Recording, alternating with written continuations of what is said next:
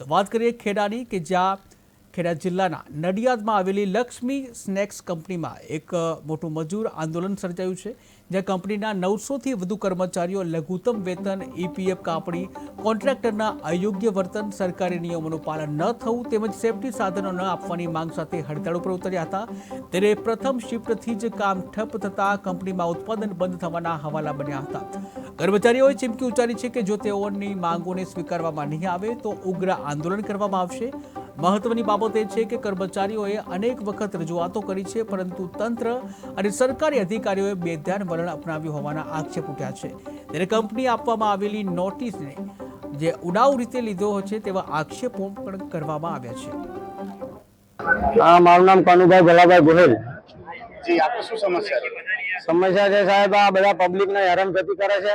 અમારી માંગણી છે એ કોન્ટ્રાક્ટરો મેનેજમેન્ટ આપવા તૈયાર નહીં અને અમારી કોઈ પણ જાતની વાત ચેતને એવા પોકવા નહીં દેતા। અમે આ રિયલ નમકીનમાં આપણા કોન્ટ્રાક્ટર્સ કોણ છે?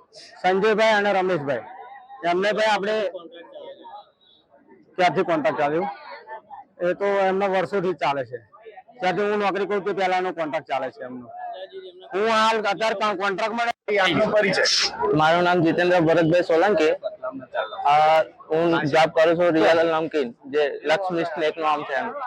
એમાં અમારા જે માંગણીઓ છે એ અમે વકીલ મારફત લખીને આવેલી છે, પણ એ કંપની દ્વારા સ્વીકારવામાં આવતી નથી। અમારી માંગ એવી છે કે બસ સ્વીકારવામાં આવે। અને બીજું કે કેન્ટીનમાં એવું કહે છે કે ભાઈ કંપની સબસિડી આવે છે 3 વર્ષથી, તો અમારું કેવું એવું છે કે કંપની સબસિડી આવતી હોય તો અમારા 40 રૂપિયા કપાય તો કંપની જે સબસિડી ઉમેરી એનું લિસ્ટ બતાવે। જી આપની પરિચય? આપનું આખું નામ ને પરિચય? હા, મારું નામ લોમેશ બારોટ છે। હું ભારતીય મજદૂર સંઘ ખેડા જિલ્લામાં જિલ્લા મંત્રી તરીકેની જવાબદારી છે। આજે જે આખો પ્રશ્ન છે, આ શું પ્રશ્ન છે, કઈ જગ્યાનો પ્રશ્ન છે અને આપના દ્વારા શું ઉકેલ લાવવામાં આવશે?